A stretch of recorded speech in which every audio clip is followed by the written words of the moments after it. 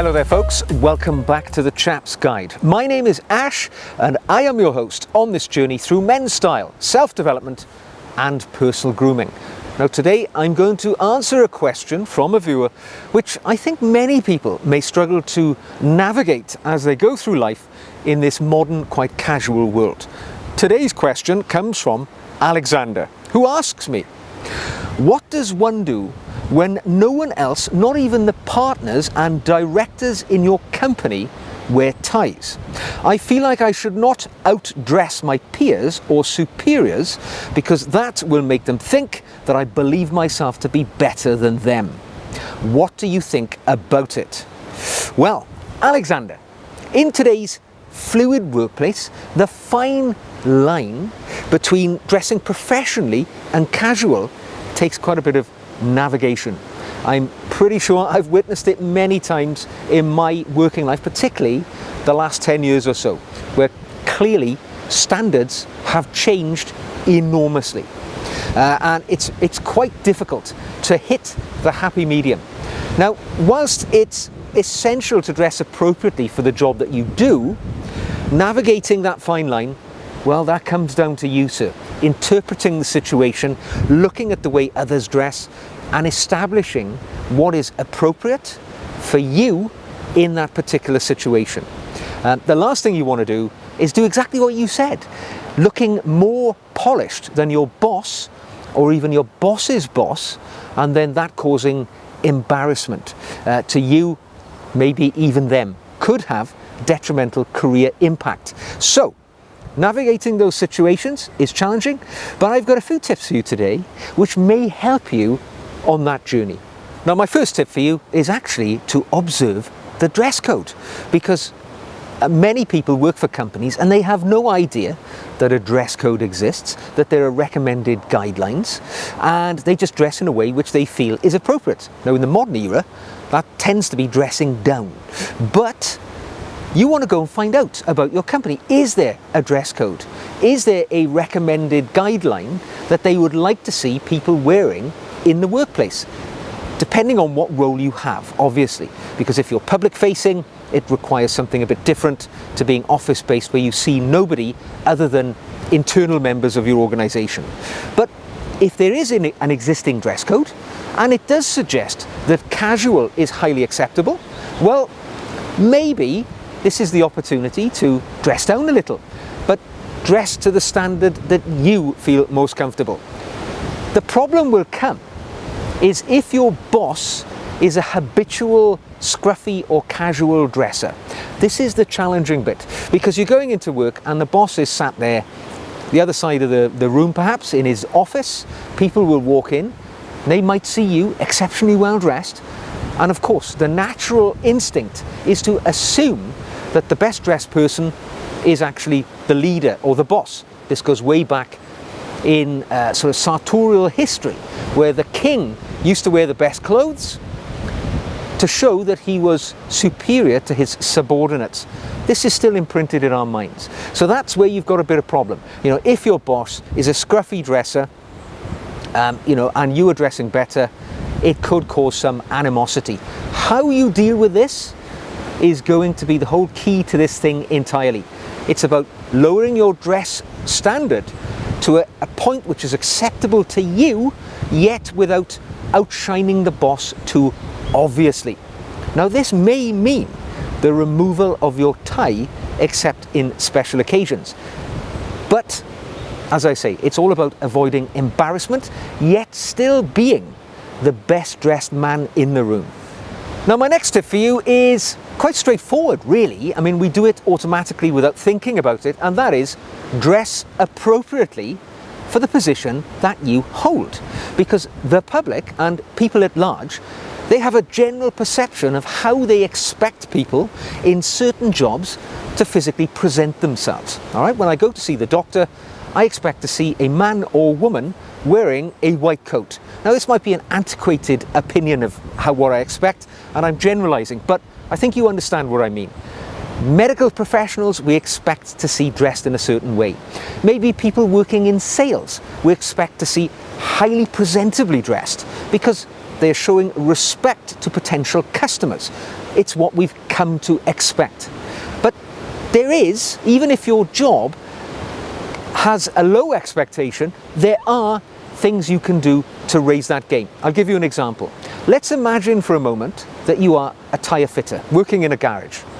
And you're going to be wearing overalls, you're going to be wearing clothing appropriate, protective clothing for that situation. Nobody expects a tyre fitter to wear a blazer and grey flannel slacks and a tie. In fact, if they did, we would think there's something strange going on. However, the tyre fitter can still raise his or her game by paying attention to the details. The tyre fitter can make sure his overalls are always clean and tidy. He can make sure that they're well pressed, giving the best possible outcome from what could otherwise be considered to be quite mundane, ordinary working clothes. The tyre fitter can run the brush over his boots every day. So instead of being oily and grimy, his footwear is spick and span, smart and respectable. The tyre fitter can make sure that, instead of a grimy, dirty t-shirt showing under his overalls, he's got a nice white or whatever colour t-shirt, clearly clean that day, under his garment every day. He can make sure that his personal hygiene is up to snuff, that he's clean shaven, or if he doesn't shave, a lovely signature fragrance has been applied so that there's a wonderful smell emanating from him, not grease and sweat like one often might find from people working in such environments. So the point I'm trying to make here is that even though our jobs might necessitate wearing quite functional clothing, and believe me, I held many jobs where I had to wear overalls in the past, I can assure you that when I wore overalls, I always took it to the highest level that I could for even the protective garments that I was wearing. So whilst dress appropriately for your role, it doesn't mean to say you still can't turn up the style volume even with your overalls.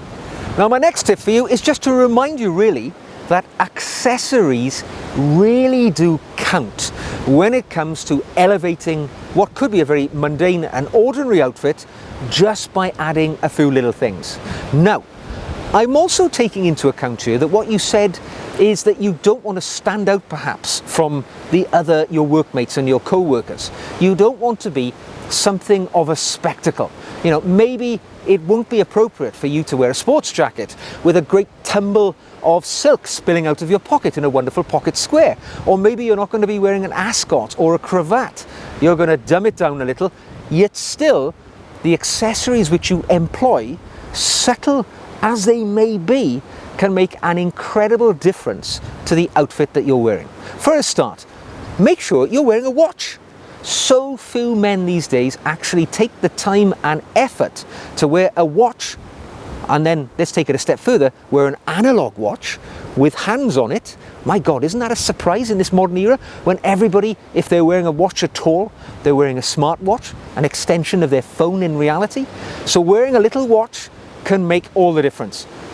Maybe a little bit of simple jewellery wouldn't go amiss either. I don't like to wear them, but a bracelet. Just one bracelet, don't go too mad, but something, a little flash of colour, a bit of metal of some kind at the wrist, draws the eye.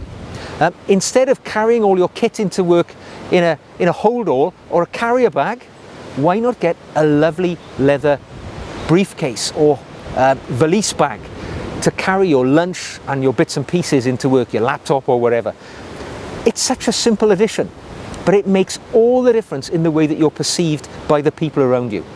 And like I say, you don't have to wear a great tumble of silk, a small little white straight fold pocket square. If you're wearing a blazer, that's all that's necessary to draw the eye and show that you've made a difference. And even things like just wearing a belt. So few guys these days even wear a belt. It can make such a big difference. So even though it's subtle, these are the winning formula to making you the best dressed man in the room without putting anybody's back up. Now my next tip for you, the last but one, is really think about the colour that you employ in your outfit, because colour has enormous power to make you the focus of attention in a room. give you an example. If you choose to wear a shirt which has bright red Bengal stripes, right, a striped shirt, it's going to be immediately the attention grabber when somebody sees you. However, if you wear a simple white crisp shirt, it's exactly the same garment. All you've done is alter the way that it's perceived by people for wearing it in the ultimate neutral colour, which is white. You're doing great things with your outfit without knocking people's eyeballs off by employing colour turned up to level 10. Now, in your outfit in general, if you employ colours like grey, navy, they are going to be very neutral colours. They're easily worn with a wide variety of clothing. It's not going to draw attention to you. It means that you are remaining, as we've said, stealthy smart. And that's what you're trying to achieve. Wearing strong, bright visual colours is always going to make you the centre of attention and draw the eye. And in the situation you describe, where you're seeking not to noticeably outdress your peers and your seniors in your workplace, keeping the palette neutral is a great way to achieve that. Now, my final tip for you is perhaps the one which is the obvious one and which could render this whole situation redundant straight away, and that is the simple art of communication with your boss could solve all of these problems. If your boss is a bit of a scruffy dresser and he perhaps, revels in his casual appearance, maybe over a conversation in the canteen or whatever, it might be worth broaching the subject and saying, "Look, boss, I hope you don't think that, I'm dressing in a sort of uppity way. I'm not trying to outdo anybody. It's just that I enjoy taking an interest in my appearance. I enjoy men's style. And, I don't want you to think that I'm trying to outdress anybody. Really, I'm subscribing to the old adage, you dress for the job that you want. So I'm dressing at a higher level than, my current role would suggest is necessary." Now, any decent boss is going to get on board with that ideology from the get-go, and they're going to understand it totally. They're not going to be miffed or have their nose put out of joint by a young chap, or whatever age you are in fact, who is ambitious and seeking to make the best of themselves. And I think by simply clearing that up in conversation, either with your boss or with co-workers who you think that you dressing to a very high standard as an intentionally well-dressed man might offend them in some way, I think by doing that with a little bit of finesse, it puts all of that to bed. People understand, hey, it's just Alexander, the snappy dressing guy. And you've built a reputation for yourself as somebody who knows how to put an outfit together. So, in conclusion, I think that dressing well, of course, it's essential in the workplace. And if you follow my tips there are ways you can achieve that without stepping on anybody's toes or making somebody feel a lesser version of themselves because they suddenly see you rising the attire game and suddenly looking smarter than everybody else. So if you follow those simple rules, you can enjoy the simple pleasures of wearing a tie and better clothing in your workplace. If you've enjoyed this video, give it a thumbs up. If you'd like to see more like this, subscribe. If you'd like to ask me a question just like Alexander, drop it into the comments or send me an email. I'd be delighted to try and assist with a response. If you'd like to practically support the channel, you can buy me a coffee, or you can even become a patron. I make extra video content for my patrons every week. And to find out how to get involved with that, the links are all in the show notes below. So until the next time, folks, wear your tie with pride and passion, and I will see you again very soon.